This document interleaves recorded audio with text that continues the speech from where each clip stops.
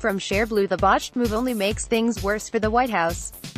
Rudy Giuliani, image by Gage Skidmore, permission Details DMCA Is this what happens when the White House is reduced to hiring the C team for legal defense? Rocked by the resignation of his lead criminal defense attorney, Trump recently spent weeks being rejected by would-be legal hires who wanted nothing to do with having Trump as a client.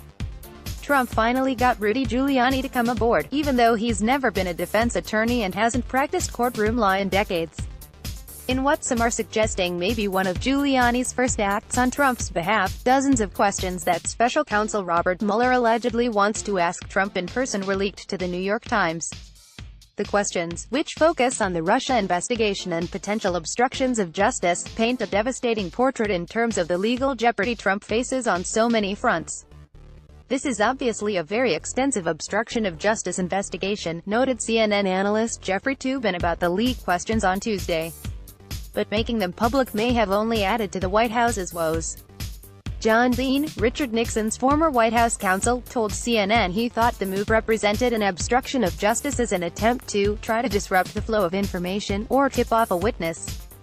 The very fact that the questions are out there, my first reaction, suggesting it could be an act of obstruction to just have released these questions, Dean said. There is a growing consensus that it was Trump's side that leaked the questions. They may have done it to try to create an image of an investigation that was out of control, allowing Trump to rail against it, which of course he did. Advertisement, or it may have been leaked to send a public signal to Trump that the investigation is deadly serious and that he faces enormous legal peril if he agrees to sit down with Mueller. Publicly, Trump has bragged he has nothing to hide.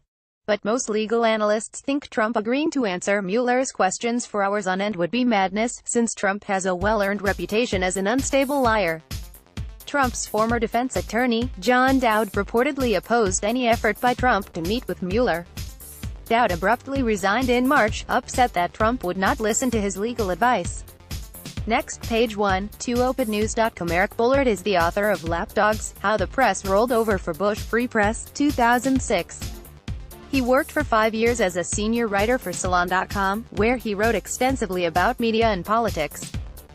Prior to that, he worked as a share author on social media. The views expressed herein are the sole responsibility of the author and do not necessarily reflect those of this website or its editors. Want to post your own comment on this article?